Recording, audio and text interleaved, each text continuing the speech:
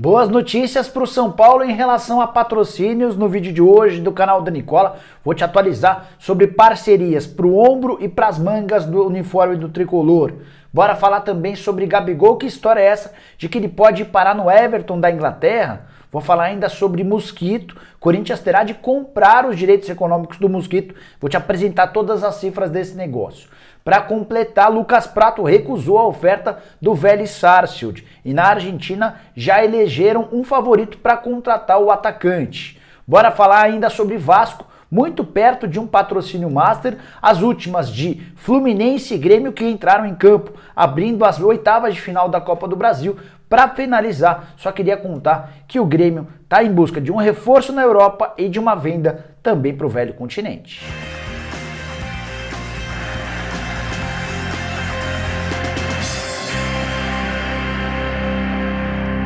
Fala aí pessoal, sou o Jorge Nicola, bem-vindos a mais um vídeo do canal, legal ter vocês por aqui. Antes de passar todas as informações, pedi para deixarem like, se inscreverem no canal e lembrar que o programa do Nicola dessa quarta-feira, num novo horário, 1h30 da tarde, a gente vai estar ao vivo para bater papo com vocês, combinado? Bom, bora começar esse vídeo, não sem antes dividir uma última dica super importante. Bora falar que todo esse conteúdo é um oferecimento de Brasino 777, casa de apostas esportivas que te oferece 200% de bônus. Antes de falar sobre o bônus, deixa eu dar uma sugestão para os jogos dessa quarta-feira da Copa do Brasil. Que tal fazer uma múltipla, aquela aposta que você soma mais de um resultado? Eu, se fosse você, apostaria na vitória do Atlético Paranaense contra o Atlético Goianiense, do Santos contra a Juazeirense e do Atlético Mineiro contra o Bahia. Essas três apostas casadas estão pagando mais ou menos 3,15, ou seja, se você apostar R$100 e as três vitórias se confirmarem, você fatura R$315, ótima oportunidade para você faturar um dinheiro nessa quarta-feira. Sempre lembrando que usando o código promocional Nicola, você ainda ganha um bônus especial de boas-vindas. Tem ainda o QR Code que eu estou mostrando para vocês na tela, outra oportunidade de garantir promoções. E para finalizar, bora explicar sobre como é que funciona o bônus no Brasino 777. Bônus de 200% em relação ao valor do seu depósito. Se você depositar R$200, ganha R$400 em bônus e passa a ter um pacote de R$600 para fazer suas apostas. Vou deixar no comentário fixado o link do Brasino 777 para você se divertir e apostar muito bem. Bora começar o vídeo falando sobre Grêmio e Fluminense que abriram os trabalhos das oitavas de final da Copa do Brasil. Ambos jogaram nessa terça-feira e conseguiram resultados distintos. Fluminense foi a Criciúma e perdeu para o time da casa por 2-1. O detalhe é que o gol do Fluminense, quando o clube perdia por 2-0, nasceu de um pênalti absolutamente maluco. E o árbitro de vídeo estava à disposição do árbitro em campo e não anulou a marcação de pênalti. Os gols do Criciúma, o primeiro marcado pelo Igor aos 40 do primeiro tempo, Felipe Matheus de pênalti fez aos 21 do segundo tempo 2-0 para o Criciúma. Logo depois, 5 minutos depois, para ser mais preciso, o Abel Hernandes aproveitou a cobrança de um pênalti duvidoso, um pênalti que não existiu, para diminuir a diferença e colocar o Fluminense de volta na disputa. No outro jogo dessa terça-feira, o Grêmio foi a Salvador e fez 3-0 no Vitória. Tranquilidade total nesse triunfo, os gols do Grêmio marcados pelo Ricardinho aos 31 do primeiro tempo, Léo Pereira aos 9 do segundo tempo e o Diogo Barbosa já nos acréscimos. O Grêmio só não se classifica se perder por 3 ou mais gols de diferença. Se perder por 4 gols de diferença na volta, se perder por 3, vai para os pênaltis. Vale lembrar que na Copa do Brasil não há o gol fora de casa como critério de desempate. Além disso, queria contar para vocês que o Grêmio tem se mexido no mercado em busca de um meio-campista. O tricolor gaúcho que tentou nos últimos dias a contratação do Júnior Urso no Orlando City, não rolou. Tentou o Paulinho, que acabou se acertando com o clube saudita, e as negociações mais próximas nesse momento são com o Hernani, ex-volante do Atlético Paranaense, que nesse momento defende o Parma. O Parma foi rebaixado para a segunda divisão na Itália, não tem condição de bancar os salários do Hernani e o Grêmio negocia a possibilidade de um contrato por empréstimo de uma temporada. E se o Hernani está chegando, o Matheus Henrique pode estar de saída. Isso porque o Carlos Amodeu, que é o CEO do clube, está na Europa tratando da aquisição do Hernani e da venda do Matheus Henrique para o Sassuolo. Matheus Henrique que foi titular no confronto contra a Arábia Saudita na madrugada dessa quarta-feira pela seleção olímpica. Bora falar sobre o Vasco com uma ótima notícia para o torcedor cruzmaltino. A Betano deve ser anunciada nos próximos dias como o novo patrocinador master do clube e vai pagar cerca de 10 milhões de reais pelo contrato de uma temporada. Betano que já patrocina em território brasileiro o Fluminense e o Atlético Mineiro. A informação sobre o acordo da Betano com o Vasco foi adiantada pelo GE e confirmada por mim junto a uma pessoa do Vasco da Gama. Você deve estar se perguntando como é que fica a situação do BMG, o banco que já patrocina o espaço mais nobre da camisa do Vasco. Ele deve ser deslocado para a parte superior das costas, perdendo um pouquinho de visibilidade, mas permanecendo no uniforme do Cruz Maltino. Só para completar sobre o Vasco, nos últimos meses, o Vasco procurou 8 agências de publicidade diferentes e abriu negociações com 15 empresas dispostas a patrocinar o clube, até chegar a esse acordo com a Betano. Bora falar agora sobre Lucas Pratto, repercutindo uma informação que vem da Argentina.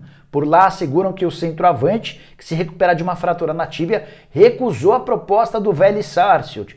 Tudo porque tem a pretensão de jogar no exterior e por exterior entenda o Brasil. Também na Argentina a especulação existe em cima de que ele vai se acertar com o Atlético Mineiro nos próximos dias.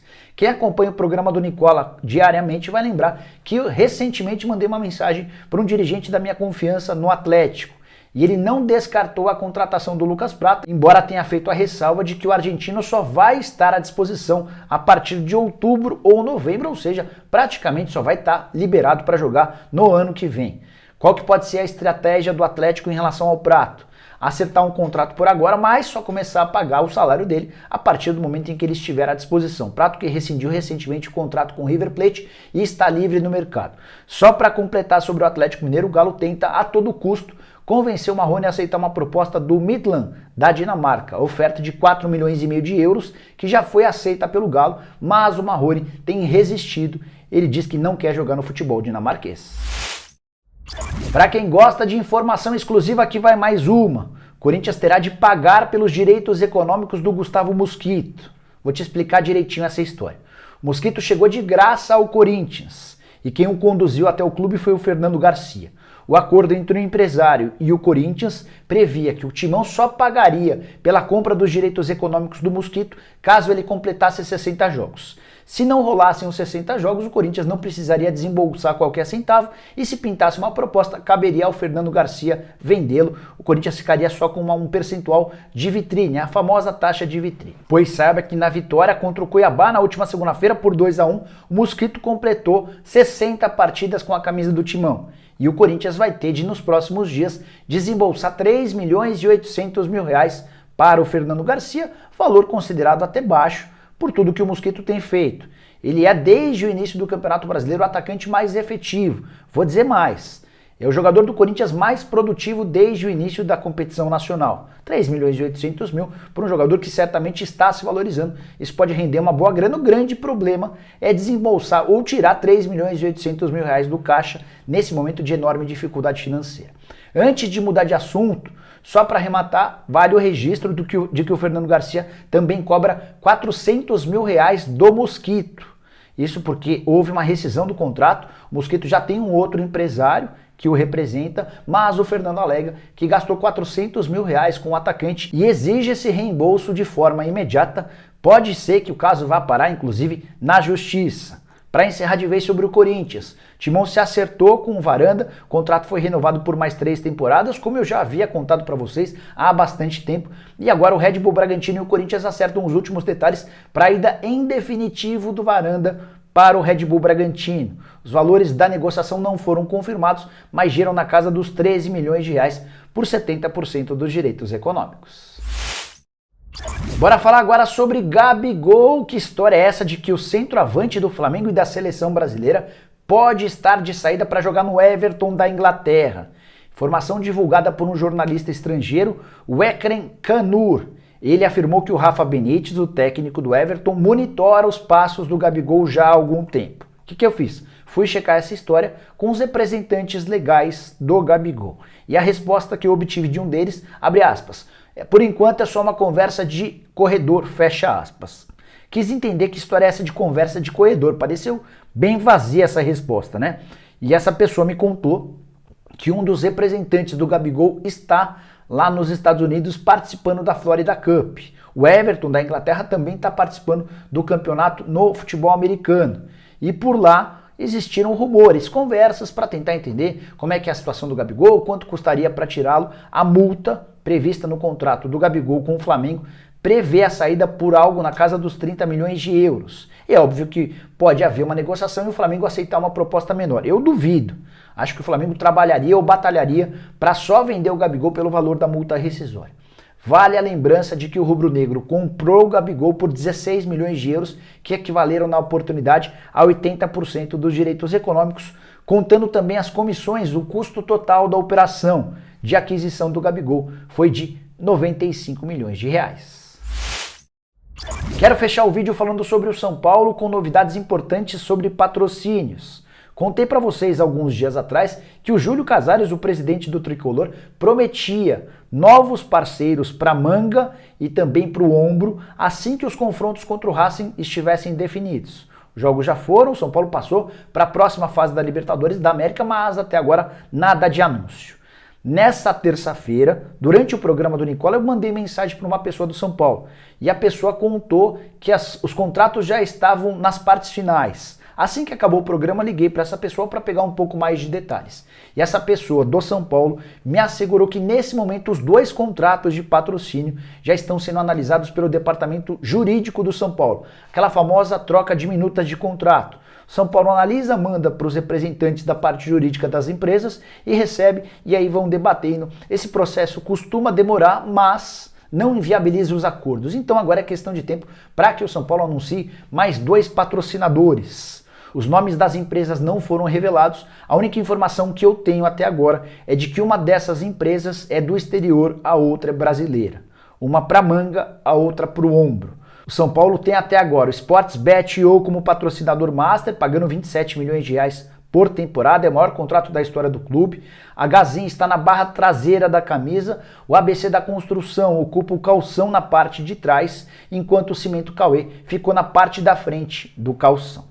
Antes de encerrar, para evitar que você fique frustrado com o vídeo, queria te atualizar sobre Benedetto. Conversei com o Júlio Casares durante o programa dessa terça-feira. Ele assegurou que essa história de que a esposa do Benedetto já estava embarcando para o Brasil e ele poderia ser anunciado nessa quarta-feira, isso não é verdade. A grande notícia para o torcedor são paulino é que está marcada para essa quarta-feira uma videoconferência entre os representantes do São Paulo, os representantes do Olympique de Marselha e o próprio Benedetto e o seu empresário. A ideia do São Paulo é saber se de fato o Benedetto e o Olympique de Marselha estão prontos para fechar negócio. O São Paulo tem pressa, quer anunciar o mais rápido possível o Benedetto para poder inscrevê-lo, para que ele possa se preparar para o jogo do dia 11 de agosto contra o Palmeiras, partida de ida das quartas de final da Libertadores. Se o São Paulo perceber que o Olympique e o Benedetto topam, o Tricolor vai aumentar a sua proposta e vai fazer a última oferta, a oferta derradeira. Então existe a expectativa de que a quarta-feira possa apresentar novidades. Bom, pessoal, eram todas essas as informações que eu queria dividir com vocês no vídeo de hoje do canal do Nicola. Espero que vocês tenham curtido e deixem like. Se ainda não se inscreveu no canal, aperta esse botãozinho vermelho de inscreva-se. A gente se encontra às 1h30 da tarde no programa do Nicola. Combinado? Até lá, tchau, tchau!